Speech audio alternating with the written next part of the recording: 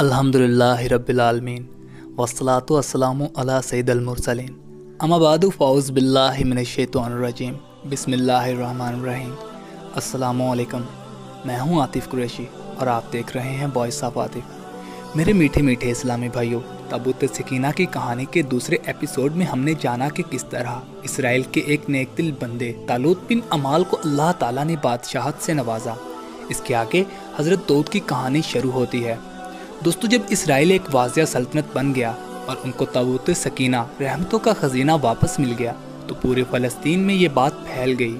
तभी फ़लस्तीन का एक जालिम बादशाह, जिसको कुरान हकीम में जालूत और बाइबल और द बुक ऑफ शमूएल में गौलियत कहा गया है, उसको भी खबर मिल गई। वो बहुत जालिम बादशाह था। मोरखिन के मुताबिक वो कौम आद या फिर समूद से ताल्लुक़ रखता था, जो कदो जिसामत में बहुत बड़े थे, आम इंसान से तकरीबन 2 गुना ज़्यादा थे। लिहाजा उसने ताबूत सकीना को हथियाने के लिए इसराइल पे हमला कर दिया। दोस्तों, जिसका जिक्र द बुक ऑफ शमूएल में कुछ इस तरह से है। जब जालूत को खबर मिली कि फ़लस्तीन में एक कौम इसराइल बाकायदा सल्तनत बन चुकी है तो उसने अपनी फ़ौजें जमा की और इसराइल के करीब के किसी शहर में खैमाजन हो गए। दूसरी तरफ तालूत और इसराइल जमा होकर निकल पड़े तो दोस्तों, कुरान हकीम के मुताबिक उस वक्त सिर्फ 313 लोग लड़ाई के लिए मैदान जंग में पहुंचे। बाकी दरियाए उर्दन का पानी पीकर बीमार हो गए और कहने लगे कि जालूत के लश्कर से आज लड़ने की हिम्मत नहीं है। जालूत के बड़े लश्कर के मुकाबिल सिर्फ 313 लोग थे, जितने ग़ज़वाए बदर में थे। लिहाजा किस्सा मुख्तसर ये है कि एक तरफ के पहाड़ पे फ़लस्तीनी और दूसरी तरफ के पहाड़ पे तालूत और उसकी फ़ौज खड़ी थी। दोनों के दरमियान एक वादी थी। दोस्तों, काफ़ी वक्त गुजरने के बाद जालूत खड़ा होकर इसराइलियों के लश्कर को पुकार कर कहता है कि तुमने जंग के लिए यहाँ आकर क्यों सफ़र आई की? क्या बैठने के लिए आए हो? क्या हम तुम्हारे दुश्मन नहीं? क्या तुम तालूत के खादिम नहीं हो? चलो मैं तुम्हें एक पेशकश देता हूँ। तुम अपने लिए एक शख्स को चुनो जो मेरे मुकाबिल उतर आए और मुझसे लड़ सके। अगर उसने मुझे कत्ल कर दिया तो हम तुम्हारे खादिम बन जाएंगे, और अगर मैं उस पर गालिब आऊँ और उसे कत्ल कर दूँ तो तुम हमारे खादिम बन जाना और हमारी खिदमत करना और अपनी औरतों को हमें नवाज देना और अपनी जवान बेटियों को हमारी लौंडियाँ बना देना, और वह संदूक जिसमें कोई जादुई ताकत है वो हमें तोहफातन दे देना। हम तुमसे कुछ छीनना नहीं चाहते। मैं आज के दिन इसराइली फ़ौजों और इसराइली खुदा की फजीहत यानी बेहुरमती करता हूँ। कोई मर्द निकालो जो मुझसे लड़े। दोस्तों, इसराइल की फ़ौज उस फ़लस्तीनी की ये बातें सुनकर बहुत हिरासा हुई और नहायत डर गई। दोस्तों, तालूत के लश्कर में हज़रत दाऊद अलैहिस्सलाम के 3 बड़े भाई थे। दाऊद अलैहिस्सलाम बकरियों के चरवाहे थे और उनके वालिद यूसा इसराइल के लोगों में सबसे ज़ईफ़ुल उम्र थे। दोस्तों, एक दिन यूसा ने अपने सबसे छोटे बेटे दाऊद से कहा कि ये भुना हुआ अनाज लो और 10 रोटियां लो और पनीर की 10 टिक्कियां ले जाओ और इन्हें अपने भाइयों के पास लश्कर गाह में पहुंचा दो और देखो कि तुम्हारे भाइयों का क्या हाल है और उनकी कुछ निशानियां ले आओ।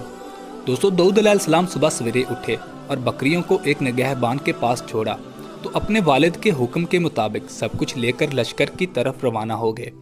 जब अपने भाइयों के पास पहुंचे तो उनसे हाल अहवाल दरियाफ्त किया। तभी वो फ़लस्तीनी देवनमा आदमी निकला और वही बातें करने लगा। दाऊद ने वो बातें सुन ली और देखा कि इसराइली मर्द उसकी बातें सुनकर डर गए और भागने लगे। फिर कुछ इसराइलियों ने कहा कि तुमने देखा वो मर्द जो अल्लाह की फ़ौज की बेहुरमती कर रहा है। सुना है उसे जो मारेगा उसे बादशाह बड़ा इनाम देगा। ये भी सुना है कि जो उसे कत्ल करेगा बादशाह अपनी शहजादी का निकाह उससे करेगा और उसे आधी सल्तनत देगा। गर्ज़े का हज़रत दाऊद अलैहिस्सलाम उस फ़लस्तीनी की बातों से बिल्कुल ना घबराए और इसराइलियों से कहने लगे कि तुम उस आदमी से क्यों डर रहे हो? हम खुदावंद आलम की फ़ौज हैं और हम पे खुदावंद आलम की ख़ास रहमत है। उसका मुकाबला करो और उससे लड़ो। अगर तुम में हिम्मत नहीं तो मैं उसका मुकाबला करने के लिए जाता हूँ। ये बातें लश्कर में फैल गई और बादशाह तालूत ने भी सुनी तो दाऊद को अपने पास बुलवा लिया। बादशाह से दाऊद अलैहिस्सलाम ने कहा कि वो आदमी से कोई ना घबराए, तेरा खादिम जाकर उससे लड़ेगा। तालूत ने दाऊद से कहा कि तू इस काबिल नहीं कि उस शख्स से लड़ सके, क्योंकि तू महज एक लड़का है और वो अपने बचपन से ही जंगी मर्द है।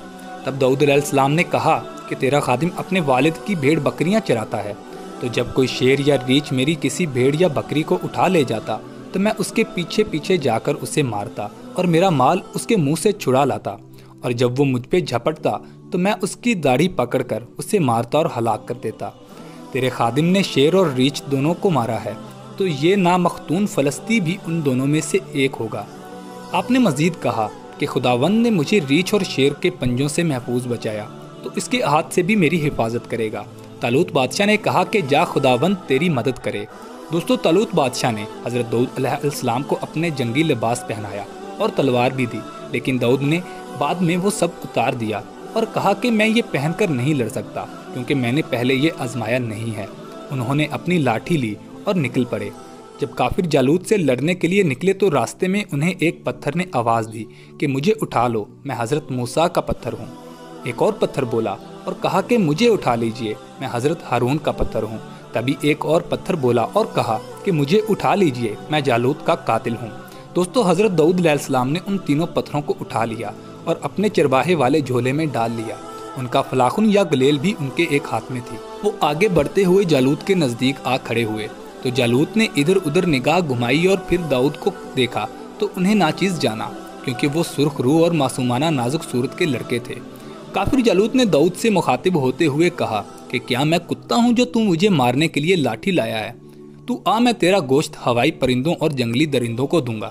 اس پر داؤد علیہ السلام نے جواب دیا کہ تو تلوار بھالا اور برچھی لیے ہوئے میرے پاس آ، اور میں رب الافواج کے نام سے جو اسرائیلیوں کا خدا ہے تیرے پاس نہتا آتا ہوں، اور آج کے دن اللہ تجھے میرے ہاتھ کا کر دے گا اور میں تجھے مار کے تیرا سر تجھ سے الگ کر دوں گا اور تیرے لشکر کو مار کر ہوائی پرندوں اور جنگلی جانوروں کو کھلا دوں گا، تاکہ دنیا جان لے کہ اسرائیل میں ایک خدا ہے جو اسرائیلیوں کی حفاظت کرتا ہے، اور یہ ساری جماعت جان لے کہ خدا تلوار اور بھالے کے ذریعے نہیں بچاتا، اس لیے کیونکہ جنگ تو خدا کی ہے اور وہی تمہیں ہمارے ہاتھ کا کرے گا۔ دوستو یہ سن کر کافر جالوت آپ کو مارنے کے لیے دوڑا۔ آپ نے جلدی کی اور تھیلے سے ایک پتھر نکال کر گلیل میں ڈالا اور اس کے ماتھے پہ دے مارا۔ وہ پتھر جالوت کے ماتھے کے اندر دھنس گیا اور وہ گر گیا۔ پھر داؤد علیہ السلام اس کے اوپر کھڑے ہو گئے اور اسی کی تلوار میان سے نکال کر اس کو قتل کیا اور اس کا سر دھڑ سے الگ کر دیا۔ فلسطینیوں نے دیکھا کہ ان کا بادشاہ مارا گیا تو وہ بھاگ اٹھے۔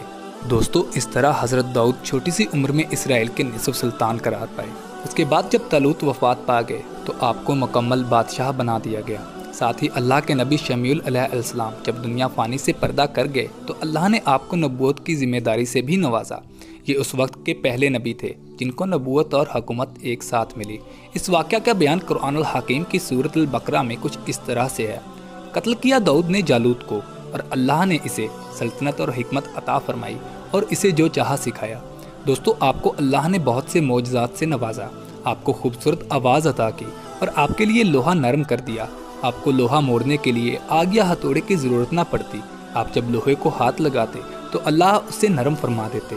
آپ نے 70 سال تک نبوت اور حکومت دونوں منصبوں کے فرائض پورے کرے، اور پھر اللہ آپ کے بعد آپ کے فرزند حضرت سلیمان علیہ السلام کو نبوت اور بادشاہت سے نوازا۔